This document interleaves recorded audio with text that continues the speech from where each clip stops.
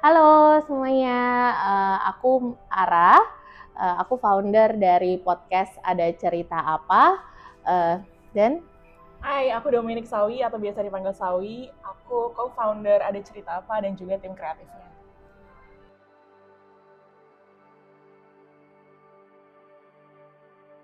kita berdiri itu 1 tahun, ya tahun lalu di bulan Agustus 2024, kalau nggak salah tanggal 21 Agustus, itu adalah episode pertama kami, dan sekarang kita sudah 1 tahun lebih, dan kita udah 100 lebih episode. Ya.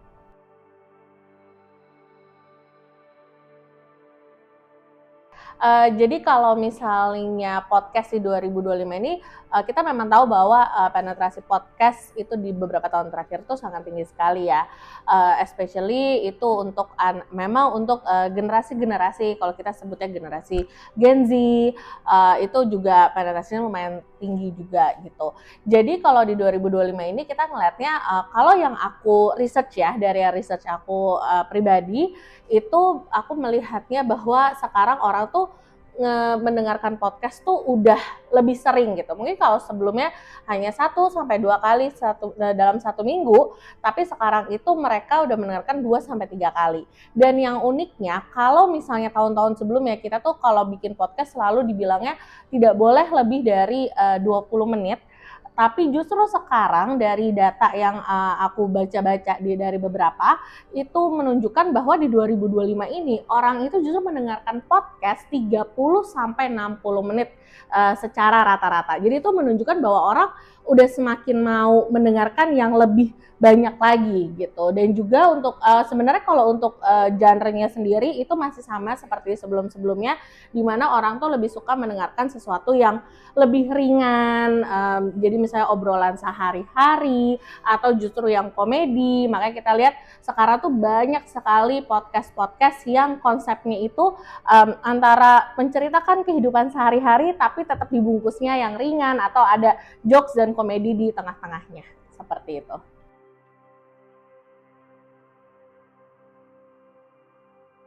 Oke, jadi sebenarnya Ada Cerita Apa itu memang sandiwara radio. Kalau orang zaman dulu udah tahu tuh ya, tapi kalau sekarang gampangnya tuh seperti kita menonton sebuah film, tapi konsepnya ini audio gitu, tidak ada visualnya. Nah, kenapa kita ambil konsep ini? Karena kita tahu bahwa orang itu, kita mau mengambil itu memang apa nih yang memang masih kita lihat masih sedikit gitu ya. Ada beberapa yang aku lihat cerita seperti ini di podcast, tapi belum banyak. Dan juga kita itu mau mengangkat sebenarnya adalah slice of life. Jadi cerita-cerita kehidupan sehari-hari yang sebenarnya itu inspired dari cerita orang-orang, lalu kita kemas lagi untuk menjadi suatu naskah. Dan ini tuh harapannya bahwa cerita ini tuh bisa menjadi inspirasi untuk orang lain gitu, dimana mungkin banyak orang-orang yang hadir, kami ini sebenarnya bikin ini hadir dari ke keresahan, betul, kita hadir dari keresahan, dimana banyak orang itu tidak mau bercerita karena mereka tuh tidak punya tempat yang mereka merasa aman untuk bercerita gitu. Sedangkan kita tahu bahwa angka depresi atau angka stres di Indonesia tuh sangat tinggi, khususnya di Asia Tenggara, dan itu tuh salah satu kontribusinya, kalau aku baca ya waktu itu di website, bahwa itu karena orang itu tidak tahu gimana cara meluapkan emosinya mereka. Mereka nggak tahu, jadi mereka tidak terbiasa untuk belajar meregulasi emosi karena mereka tidak tahu gimana caranya mereka harus mengeluarkan isi hati mereka. Makanya kita hadir di sini.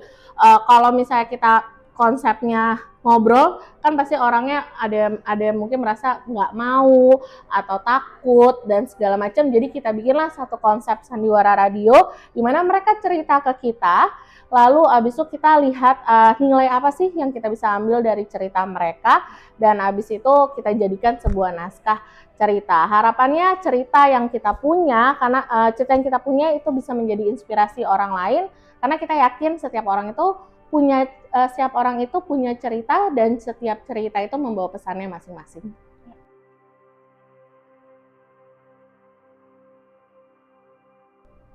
Ya, itulah kami di tahun ini, khususnya di 2025, mulai berkolaborasi. Kita memakai cara kita yang berkolaborasi dengan berbagai komunitas anak muda, mulai dari UMKM, mulai dari komunitas yang ibaratnya tentang seni, terus komunitas yang tentang hobi, segala macam. Dan kita melihat anak-anak muda, khususnya Gen Z dan Alpha itu sangat suka sekali berkomuniti. Jadi di kalangan mereka ini komunitas tuh sangat kuat, jadinya kita mulai berkolaborasi. Salah satunya mungkin kita akan nge-grab anak-anak kuliah, anak-anak kampus, mahasiswa yang punya komunitas di kampusnya, itu akan kita ajak kolaborasi. Dan ternyata setelah beberapa kali di tahun ini kita berkolaborasi gitu ya, ternyata animonya cukup tinggi, karena dari mereka ternyata tertarik sekali mengirimkan cerita, terus juga menawarkan diri menjadi kontributor dalam bentuk scriptwriter. Dan sekarang juga ternyata salah satu hal yang kita sangat lihat adalah menjadi voice actor. Ternyata anak-anak muda ini awalnya mungkin mereka belum punya tahu kalau ternyata ada talent-talent yang dibutuhkan sebagai voice over, voice actor. Dan sejak ada Aca, ada cerita apa ini, mereka ternyata tahu kalau setiap orang tuh sebenarnya bisa dilatih ya menjadi voice actor gitu. Jadi mereka mendapat satu skill baru, dan itu yang sekarang bahkan mereka meminta kita untuk membuat kelas-kelas workshopnya untuk menjadi voice actor. Dan itu menurut kami salah satu langkah yang bagus banget ya untuk nge-grab teman-teman dari Gen Z dan juga Gen Alpha. Dan pastinya cerita-cerita yang kita angkat karena relate dengan mereka, kita angkat ceritanya mereka sendiri, jadi ternyata makin banyak kan didengarkan oleh teman-temannya. Dan dari satu orang mungkin muncul di sosial media juga akan nge-grab yang lainnya. Itu sih salah satu cara Aca ya supaya kita bisa tetap relate dengan pendengar kita yang muda gitu.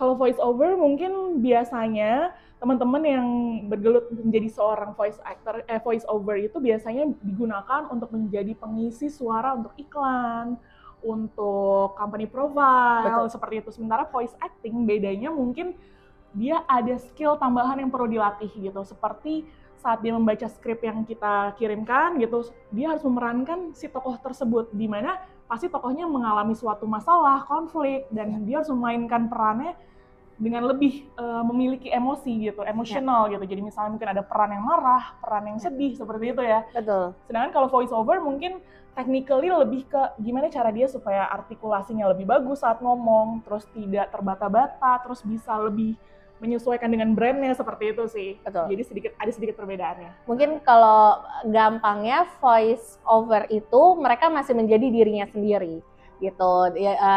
Tapi ketika menjadi voice actor berarti mereka tuh memerankan peran lain. Jadi mereka tuh tidak menjadi dirinya sendiri, mereka harus mengimajinasikan gimana sih ketika mereka menjadi suatu peran tertentu.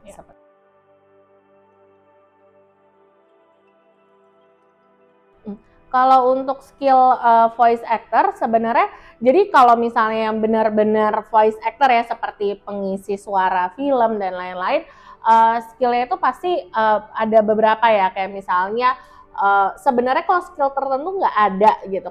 Yang penting tuh orangnya, karena sebenarnya itu adalah suatu hal yang bisa dipelajari gitu. Misalnya tentang artikulasi, lalu gimana kecepatan membaca, pronunciation-nya, lalu juga emosinya. Nah itu sesuatu hal yang sangat bisa dipelajari gitu. Jadi nggak mesti kayak oh dia harus dari mana, kuliahnya apa, itu nggak ada gitu. Bahkan aku sendiri yang suaranya ibaratnya bisa dibilang kayak cempreng gitu ya, suaranya tone-nya tinggi gitu.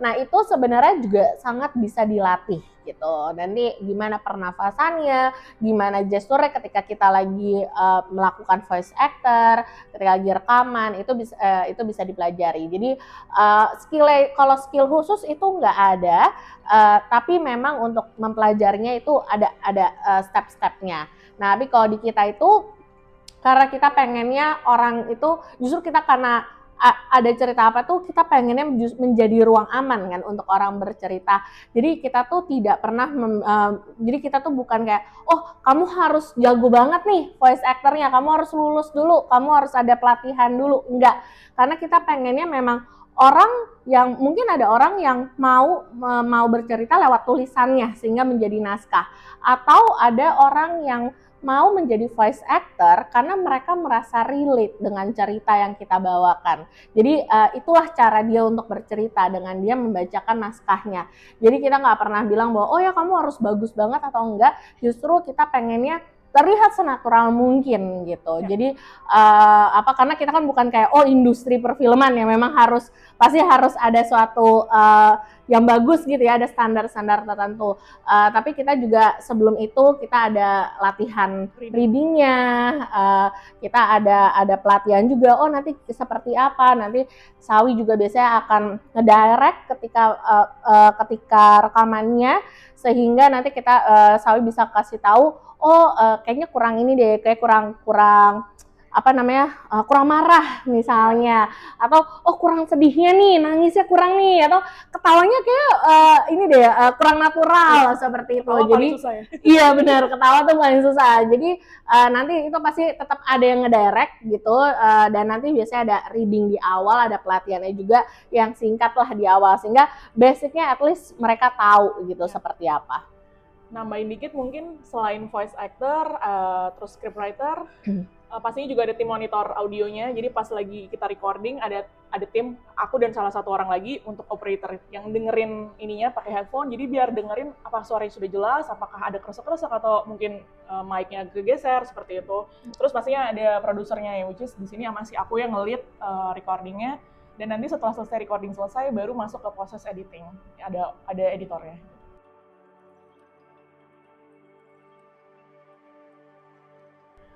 Aca berjalan pasti banyak banget ya. Setahun ini lumayan progres yang paling kenceng sih di tahun ini ya. Karena tahun ini kita puji Tuhan bergabung dengan JCH, terpilih menjadi salah satu co-office, collaborator.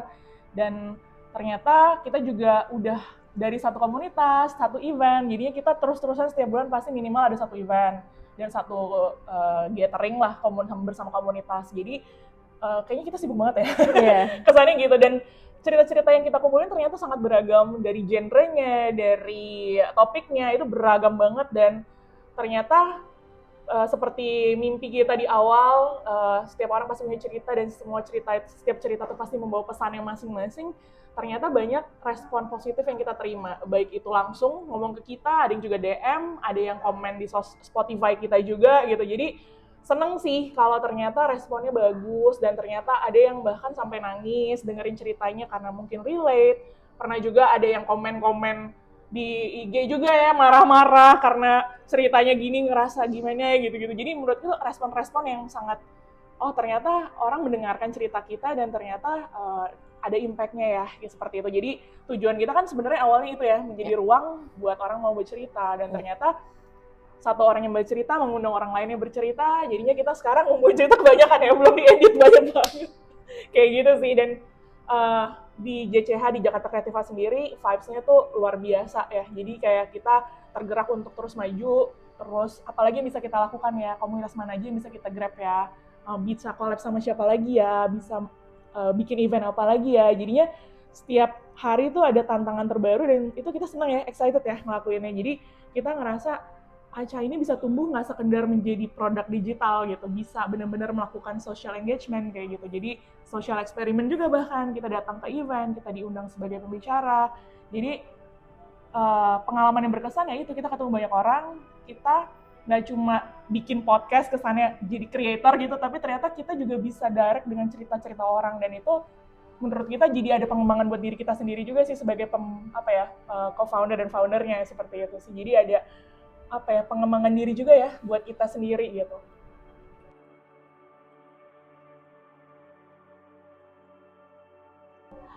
Mudah banget. Jadi kalau misalnya ada yang merasa tertarik, boleh langsung DM ke Instagram kita @adaceritaapa_official. Nah itu nanti langsung DM aja ke kita kayak Kak atau Ara, Sawi, kita mau dong jadi, karena kebetulan adminnya juga kita berdua, jadi langsung aja kita mau sumbang cerita, kita mau jadi voice actor. Kita juga biasanya kalau di event kita akan ada satu barcode sendiri yang mana mereka bisa scan, bisa isi. Tapi kalau enggak juga di bio kita juga bisa isi di situ. Terus kalau mau dengerin contoh-contoh ceritanya udah ada 115 lebih, bisa langsung ke Spotify kita, Ada Cerita Apa Official.